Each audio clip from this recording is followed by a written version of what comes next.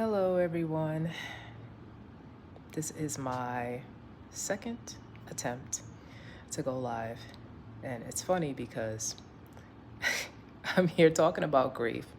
And once I realized that my volume was super low, I was not listening to the people that were actually writing, that they could not hear me, I'm doing this again. So I guess I'll just look at the first one as a learning curve.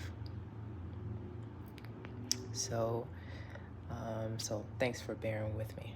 So I'm going live right now to talk about grief, but I'm laughing about it, which I guess is the way it's meant to happen. I was a little more subdued in the other video, but until I realized my foolish mistake with the video.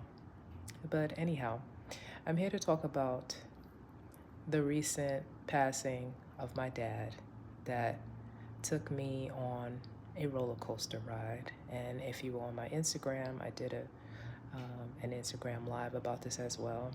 And I told you guys I would come back here on YouTube to actually do a more in-depth talk for anyone that needs to hear this message. It's possibly not for everyone, but it may be. You may know someone who recently is dealing with a loved one that passed on, and maybe you don't know what to think for them, how to approach them, either when you think of them or in the physical form. You're not really sure where to go because maybe you haven't even figured out your own idea of mortality or immortality or what that's all about. So maybe you can help a friend by listening, So anyway, I just wanted to talk about a lot of things that I've been going through. One of the things that I've been going through is actually questioning whether I should pour into myself or I should feel sorry for something. The idea of grief or losing a loved one, for many of us, it brings up a lot of different paradigms, a lot of different feelings.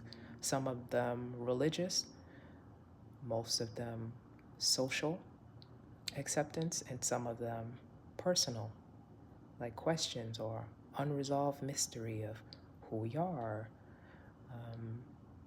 what is life, what is death, these type of questions. So as I got this news, I felt great actually, because who wants to see their loved one suffer? I don't, without any mental recourse. So if you feel like someone is suffering in the body so great that, and you don't know how to have a turnaround, usually, as bad as this might sound, saying out loud, you welcome the relief or the release. And if that's what we call death, then let that be death. That is the thinking, And so lots of things came up, and I realized that all of them, the thoughts and the challenging things that came up, were about me. I mean, arguably, you can say that the soul animated its body and the soul decided to leave. Now, after that, you're left with yourself. You're left with thoughts.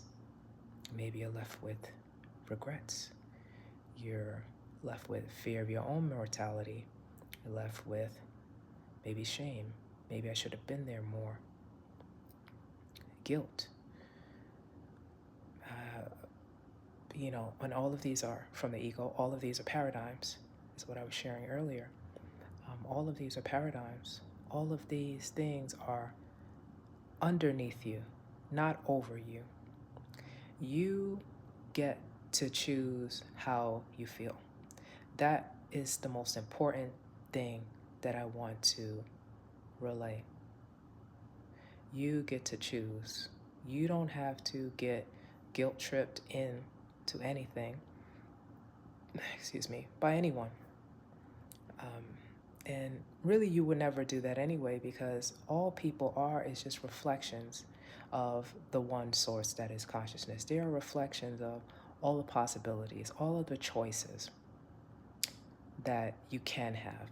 So they're invitations. So if it seems like someone's coming down on you, or they feel like you should be doing this thing, or you should be paying for this funeral, or you should be going down and picking up these pieces, or whatever the case is, you don't have to do anything. You don't have to do anything. I know there's a part of you that is suggesting that you have to do something. You don't have to do anything. What you need to do is take care of yourself. You need to answer the call of the soul that is providing you with an opportunity to see deeper who you are and who we all are, what life is and what death is. And don't feel ashamed, or don't be afraid to find help in others, find answers in others, get coaching or mentoring, or find a little camaraderie or connection with somebody that may have been going through something similar. Do your best not to isolate yourself unless you feel that this isolation will help. Where you somewhere you're aware, even though it feels so dark, that this isolation will be transformative for you. This is silence. This is you shutting out all the voices in the world, which are really just all the voices that are in your head, and you retreat to silence to be renewed, to really commune with your God self and ask questions and be empowered and feel into a better space, a stronger space, a more empowered, unwavering space, and a loving space, a more expansive space. So it's not me telling you what to do. It's just me suggesting to you, one, what I do and what I did, what I continue to do, to continue to connect with this part of myself that actually believes that I should be and deserve to have optimal health at all times, no matter what physical situation suggests that I shouldn't, or I should cheat or lean on a hamburger or whatever, your mind suggests. I deserve that. And deciding for yourself as well, there is nothing physically that can happen that means I have to cheat on or introduce a more harmful, low vibrational paradigm in order to get through something emotionally. There are a lot of things you can do to get through the attack, most notably facing it head on, which can be very hard depending on how much attention and how much habits you form by listening to the ego and letting it tell you what's what. Now it's time for you to take your power back, and you could just face it head on and be like, well, why should I be sad? And just wait for the answer. Why should I be sad? You're suggesting that I should be sad. Why should I be sad? Or what is life? What is death? Now, those are the hard questions. Now, some of us allow or have the time for that space. They have the time. Maybe they're not working. Maybe they're not taking care of kids at the time, and they allow for that space. They have a lot of quiet time to meditate and ask these deep questions, and space to hear without any distractions. Now, sometimes you don't have that, or you didn't provide yourself with that amount of time. So what can you do instead? What I did was take deep breaths. Even when you feel gutted, when you feel like maybe you don't even want to live because you don't understand this life thing, and that just was like a blind side. Like, wow, what an assault. Like, what type of God? And you're going into your ego. What if God would do this and do that? And, you know, and you don't have the space or the mental capacity to really address that. And breathe it out. What I did was box breaths. So I did 4 seconds in, and then I held for 4 seconds. Exhale 4 seconds out, and then I held at the bottom of the exhale for 4 seconds. So box breathing, even just one time, especially if you're entertaining a negative thought pattern, it really will help. But 10 times, even better, right? The longer you can go, the better, with intentional, rhythmic breath. So the next thing I did was I work out. Now, I do these things already, right? But it's something about the continuation or the consistency of you doing things for your optimal health that you've always done, have you done before. It sends a signal to you, to the universe, that everything is fine, everything is working out. So it's like a trick, but it's not really a trick, you know? You just keep doing what you know to do, even though your feelings and emotions may feel all over the place. You just keep being steady, keep doing what you know to do. And then I'm here to let you know, eventually your physical will match it and your feeling state will match it. You'll get back, you'll start to connect with these things again. But right now, again, you don't have the deep time. Move your body. And exercise really feels a lot of times like exorcism. So whatever the demons that are attacking you, maybe when you lay quiet at night and you're not listening to anything but yourself, that doesn't happen usually when you're exercising. So I'm not saying to be obsessive and be on a treadmill for 8 hours a day straight or anything like that. Just intentional. Go out for a walk, get some sun if you can get some sun, get some breeze if you can get some breeze. Look at some beautiful running water. It could be a fountain, but a stream, a lake, something like that. These are things that make me feel better. A nice hike and the gym. Work out those muscles, get on a treadmill, things like that. And as for the diet, continue your diet. It supports you. And I could probably go into the science of how it supports you, but it's not just the sugar that makes you feel up, like, okay, I ate a cantaloupe and it just feels like heaven, or you drink a smoothie and it just feels like heaven, and then it reminds you, like, yeah, I do want to live, and I'm going to figure this life thing out. Let me just chill out and just keep on my diet, and everything will work itself out. But I don't know, man. Plants are damn near divine, and they help. And it defines my conscious thinking. It defies my conscious thinking, to be honest. But drinking vegetable juice, eating fruits, again, the consistency of the raw diet can help you. Consistency in things that you know to do for yourself are very good. Also, speaking to a friend, speaking to someone, but not speaking where, you have to be intentional.